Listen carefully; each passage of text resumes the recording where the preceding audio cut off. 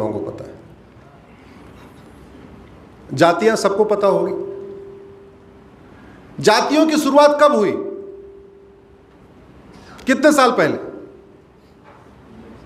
जो सबसे पुरानी जाति मिली है वो 2000 साल पहले मिली है। चंद्रगुप्त मौर्य के बाद थोड़ा सा जाति की कहीं एक दो जगह जिक्र आया है। कास्टिज्म की शुरुआत क्रिश्चियनिटी के साथ हुई है। 2000 साल पहले जब क्रिश्चियनिटी आई है, लगभग उसी समय जातियां भी बनना शुरू हुई है। उसके पहले कोई जाति नहीं होती थी।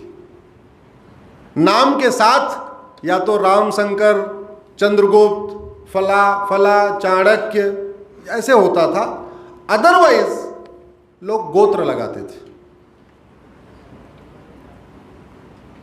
इस हॉल में जितने लोग बैठे हैं, अगर कास्ट वाइज देखेंगे तो हो सकता है आप 50 जातियां होंगी, लेकिन गोत्र वाइज देखेंगे तो मुश्किल से 10 गोत्र होंगे। मेरा गोत्र भारद्वाज है। मैंने कई गोत्रों पे रिसर्च किया। कश्यप पे किया, कौशिक पे किया, भारद्वाज पे किया, भृगु पे किया, गर्ग पे किया, भार्गव पे किया, कई गोत्रों पे रिसर्च किया। तो पता चला जो गोत्र कश्मीर में है वो केरल में भी है, जो गोत्र बंगाल में भी है वो आपके द्वारका में भी है।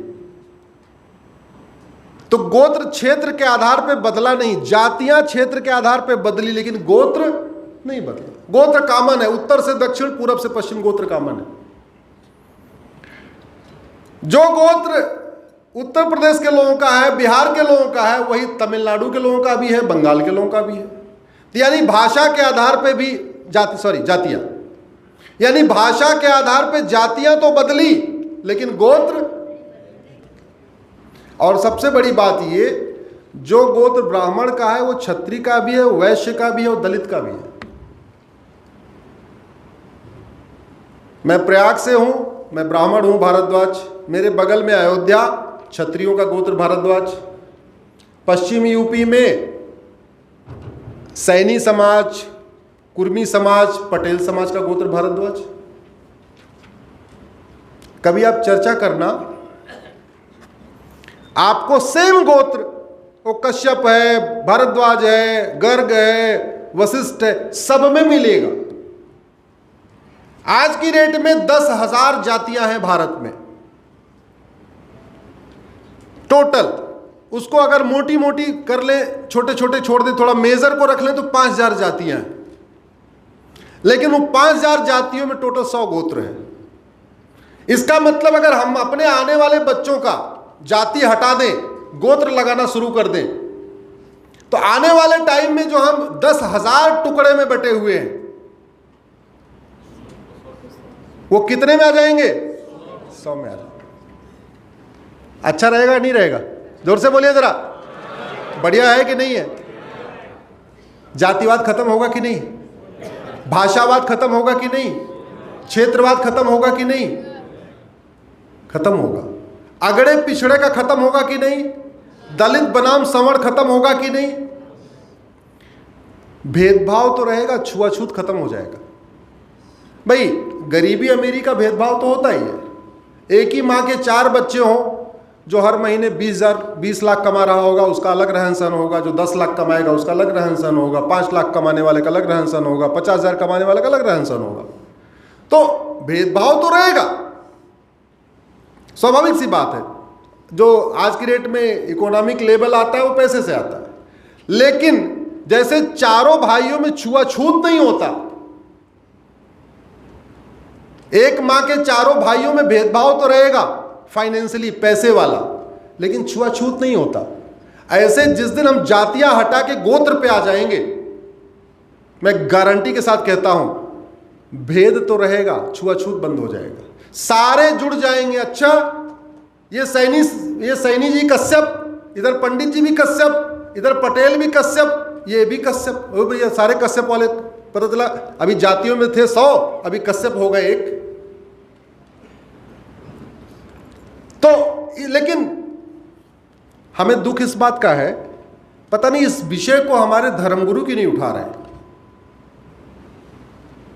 समाज को जोड़ने की पहली जिम्मेदारी किसकी है? क्यों नहीं जोड़ रहे भगवान जाने। क्या उनका एजेंडा है वो मुझे नहीं पता। वो क्या करना चाहते हैं अपनी राम कथा के जरिए या कृष्ण कथा के जरिए या बाकी कथा के जरिए, क्या अचीव करना चाहते हैं मुझे नहीं पता। क्या वो राम कथा कृष्ण कथा के जरिए जितना जोड़ पा रहे हैं, अगर वो गोत्र की तरफ मुहिम करा दें तो ज्यादा फायदेमंद होगा कि नहीं? धर्म की जय होगी कि नहीं? और एक बार अगर सब संगठित हो गए तो अधर्म का नाश होगा कि नहीं? और जब संगठित हो गए तो प्राणियों में सद्भावना होगी कि नहीं? अरे जब भारत का कल्याण हो जाएगा तो विश्व कल्याण भी हो जाएगा। तो एक स्टेप लेने से धर्म की जय होगी, अधर्म का नाश होगा, प्राणियों में सद्भावना होगी और विश्व का भी कल्याण होगा। दूसरा, अभी हम धर्म की जय पे बात कर रहे हैं। हमारी शिक्षा व्यवस्था जो अंग्रेजों के टाइम में थी वही आज भी चल रही है। हमने बदला क्या? कुछ नहीं बदला। अगर हमारी शिक्षा व्यवस्था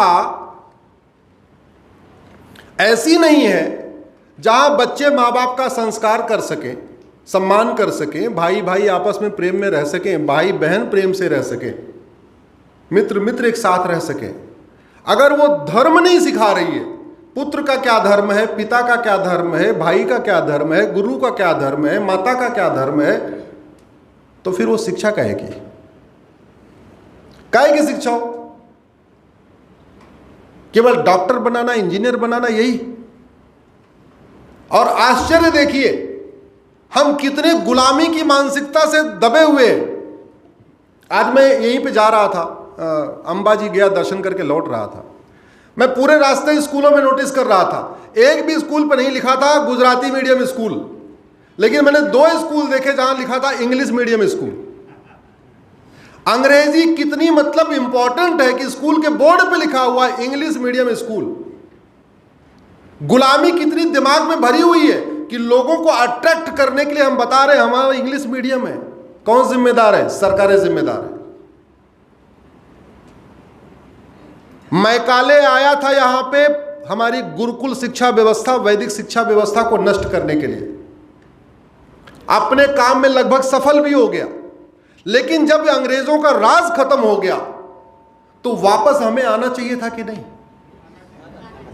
वो तो हमें बर्बाद करने के लिए दे ही गया था। आज की डेट में प्राइमरी कक्षा में सब पढ़ा रहे हैं, जीव विज्ञान पढ़ा रहे हैं, भौतिक विज्ञान पढ़ा रहे हैं, वनस्पति सेकेंडरी में, प्राइमरी में तो नहीं पढ़ा रहे, सेकेंडरी में पढ़ा रहे हैं, मतलब 6वीं से लेकर 10वीं के बीच पढ़ा रहे हैं। वेद विज्ञान पढ़ा रहे हैं क्या? पढ़ा रहे हैं कि नहीं? अरे ये संविधान को लागू करना सरकार की ड्यूटी है। संविधान का आर्टिकल 29 कहता है right to culture, right to tradition.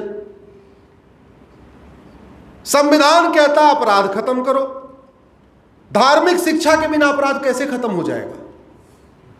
अधर्मी शिक्षा दे रहे, डॉक्टर किडनी निकाल रहा है, जज पैसे लेके फांसी दे रहा है या लोगों को बेल दे रहा है। जब शिक्षा व्यवस्था ही हमारे धर्म की केंद्रित नहीं है तो धर्म का राज्य आएगा कैसे? भ्रष्टाचार अपराध खत्म कैसे होगा? 2-2 हजार 5-5 हजार लोगों के लिए रुपए के लोग बिक रहे। शिक्षा व्यवस्था ऐसी हो जो कम से कम बच्चे को संस्कार तो सिखाए, अच्छा नागरिक तो बनाए। अच्छा नागरिक कहां बना रही है? वो तो या तो डॉक्टर बना रही है, इंजीनियर बना रही है, चार्टेड अकाउंटेंट। मैं कह रहा हूं वो बनना चाहिए, बनाना चाहिए, लेकिन पहले फाउंडेशन तो मजबूत कर लो। पहले फर्स्ट फ्लोर सेकंड फ्लोर बनाना शुरू कर दिया, फाउंडेशन बनाए नहीं ढंग की। जब तक इस देश में समान शिक्षा लागू नहीं होगी, और समान शिक्षा का मतलब यह हुआ, मैं पूरी जिम्मेदारी के साथ कह रहा हूं, वर्तमान सरकार बहुत अच्छा एजुकेशन पॉलिसी लाई है, लेकिन उससे धर्म की जय नहीं होगी, अधर्म का नाश नहीं होगा, प्राणियों में सद्भाव नहीं होगी।